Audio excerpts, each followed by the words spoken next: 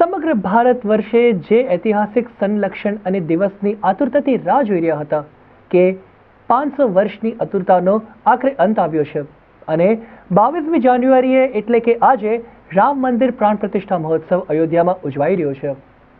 અયોધ્યામાં આજે મર્યાદા પુરુષોત્તમ શ્રી રામના મંદિરની પ્રાણ પ્રતિષ્ઠા થઈ હતી, જેને લઈને સમગ્ર ભારત અને આખી દુનિયા અને ગુજરાતમાં ઠેર ઠેર માહોલ રામમય બની ચૂક્યો હતો, જેને લઈને સાવલી તાલુકાના આજુબાજુના ગામ અને નગરમાં પણ નાનામાં નાના મંદિરોથી માંડીને મોટામાં મોટા મંદિરમાં પણ આજે સવારથી જ ભાવિ ભક્તોનો ધસારો જોવા મળ્યો છે અને સમગ્ર મંદિરોને રંગબેરંગી ફૂલોથી શણગારવામાં આવ્યા છે અને રંગબેરંગી રોશની દ્વારા રામમય બનાવવામાં આવી છે। સમગ્ર તાલુકો આજે જય શ્રી રામના નારા સાથે પોતાની શ્રદ્ધા થકી આ એક રામ મંદિર પ્રાણ પ્રતિષ્ઠા મહોત્સવ છે તેને ધામધૂમથી ઉજવી રહ્યા છે। તેને લઈને સમગ્ર નગરમાં ડીજેના તાલે ચા અને નાસ્તા પોતાની ભક્તિની પ્રતીતિ કરાવી રહ્યા છે, જેમાં સાવલીના ધારાસભ્ય કેતન ઇનામદાર તથા નાના બાળકોથી માંડીને વડીલો, વૃદ્ધા અને બહેનો પણ રામધૂન હવન અને પૂજા અર્ચના કરી રહ્યા છે। રામલલાના મંદિરના પ્રાણ પ્રતિષ્ઠાને લઈને સમગ્ર તાલુકો શ્રદ્ધાના જોડે ભક્તિભાવથી ભક્તિમાં મગ્ન થતા જોવા મળી રહ્યા છે। 22મી જાન્યુઆરી અયોધ્યાની અંદર રામલલ્લાની આજે પ્રાણ પ્રતિષ્ઠા થઈ રહી હોય ત્યારે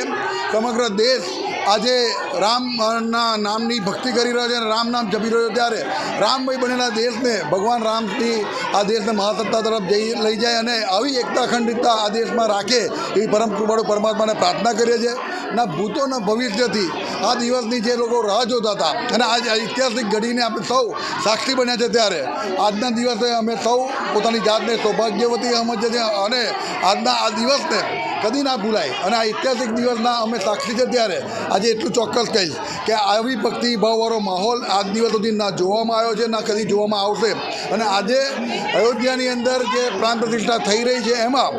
સમગ્ર દેશની અંદર પ્રાણ પ્રતિષ્ઠા થઈ રહી હોય એવો માહોલ છે ત્યારે ખૂબ ખૂબ દિલથી હૃદયથી હું પોતાની જાતને આનંદની લાગણી અનુભવું છું અને આજના દિવસે ભગવાન રામને પ્રાર્થના કરું છું કે આ દેશ આવી જ રીતે એક અને અખંડ રહે અને સમગ્ર દેશ આવો એક થઈને ભારતના વડાપ્રધાન નરેન્દ્રભાઈ મોદી સાહેબને ખભેથી ખભા મિલાવીને દેશને મહાસત્તા તરફ લઈ જવા માટે એમના મદદરૂપ થાય આટલી જ અભ્યર્થના ફરી એક વખત બધાને જય સિયારામ।